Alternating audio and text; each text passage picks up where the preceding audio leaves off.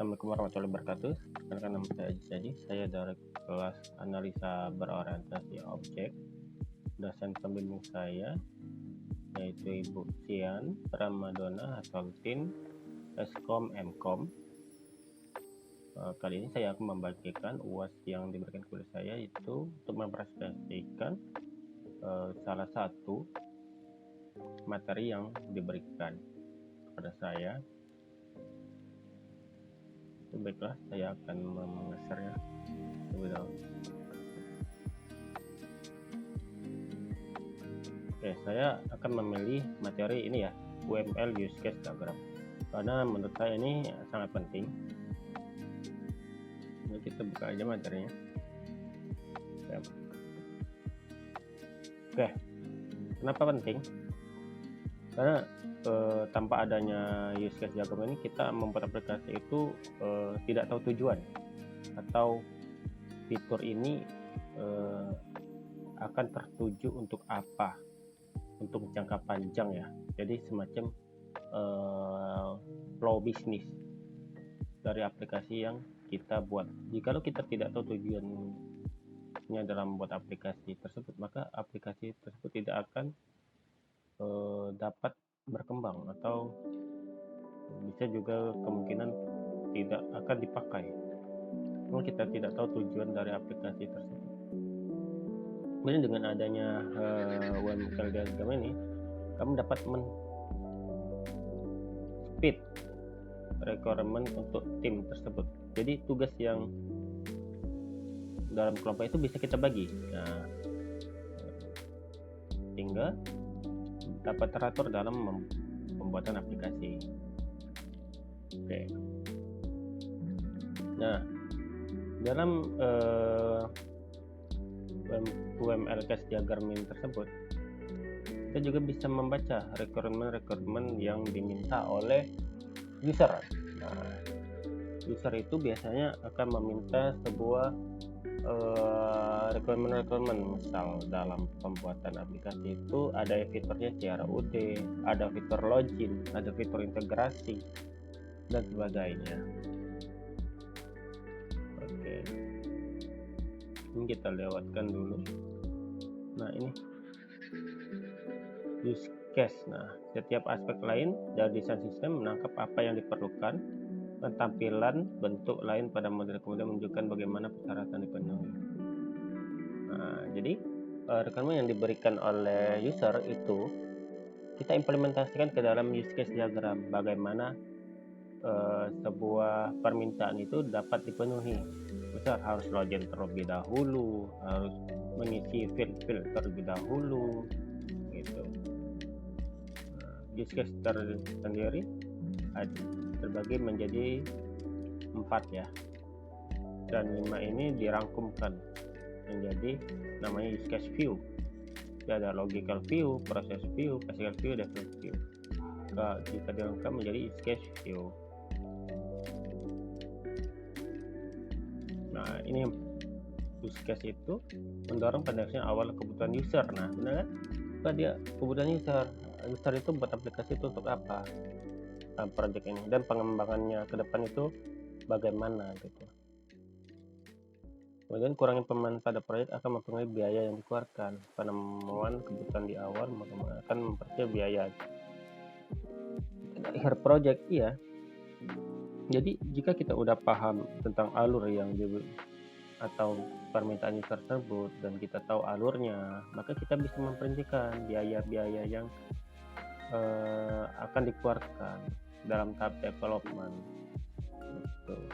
Namun jika kita tanpa adanya sebuah perancangan atau use case diagram ini, tahapan use case diagram development aplikasi ini, tahap aplikasinya, maka kita akan kesulitan gitu. Berapa sih biaya yang diperlukan untuk membuat aplikasi ini?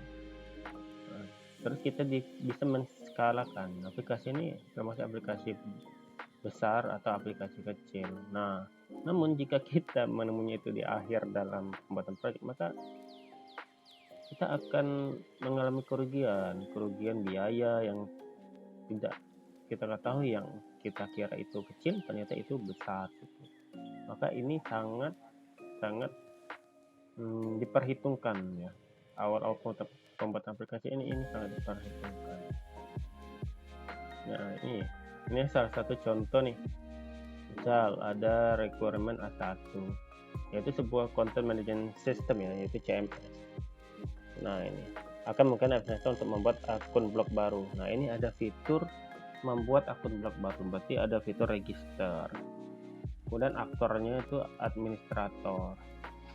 Kemudian ada level akses administrator, memberikan informasi pribadi dari blogger baru. Nah, ini kan ada memberikan informasi pribadi dari blogger baru, identity user baru nih. Kemudian ada verifikasi, kemudian author credential database. Nah, jadi setelah dia membuat akun baru, maka ada fitur nih lagi, harus bisa diverifikasi berdasarkan database gitu. Nah, ini contohnya outside your system. Nah, aktornya apa aja nih? Tadi aktornya itu administrator yang berinteraksi dengan sistem untuk membuat akun blog. Nah, jadi administrator ini yang akan menambahkan user baru blog tersebut gitu. Ini aktor nih,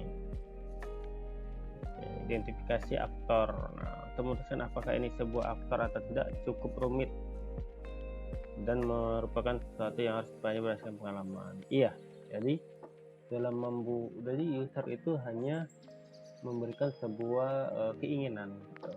Untuk aktor-aktornya dia tidak memperhitungkan ini aktornya apa aja. Jadi kita sendiri nih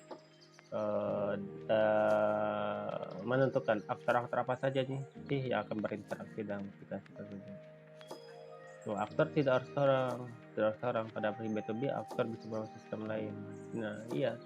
Jadi aktor ini juga bukan hanya orang ya. Jadi kalau kita dalam aplikasi itu ada namanya sistem integrasi.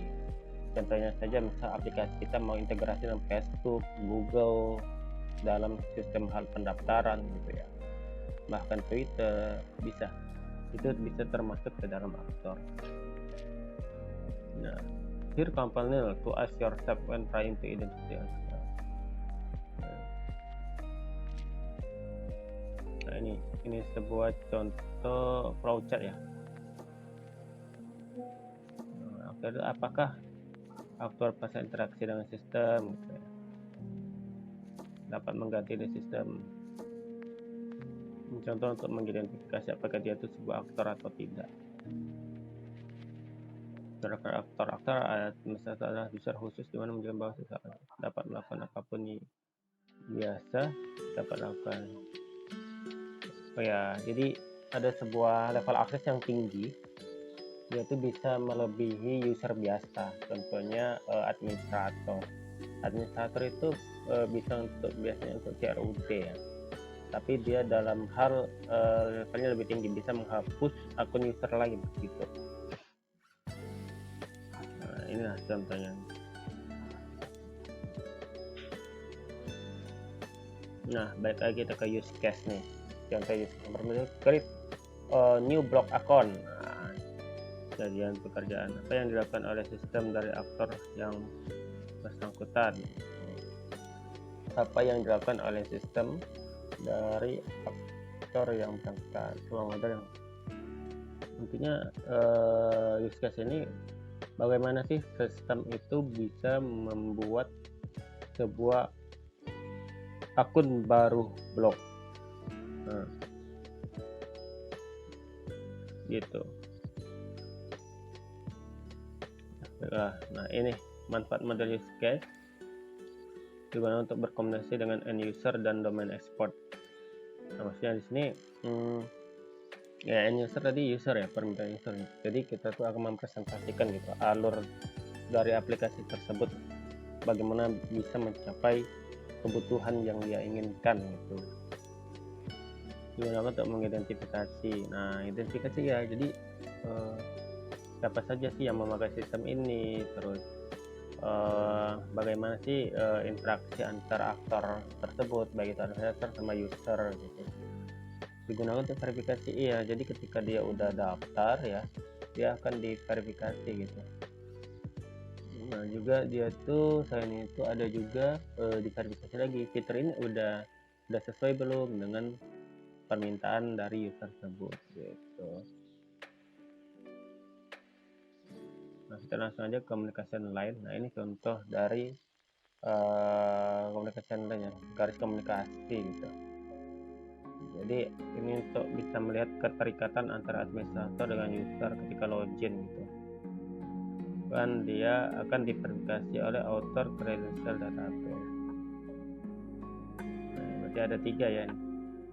Dengan database juga bisa termasuk aktor ya. Jadi dia memverifikasi gitu. Dari misal user login, username passwordnya tidak sesuai ya, dia balikin ke user bahwa password Anda tidak sesuai. Ini administrator juga boleh. Oke, terima kasih. Itulah hasil dari presentasi saya. Assalamualaikum warahmatullahi wabarakatuh.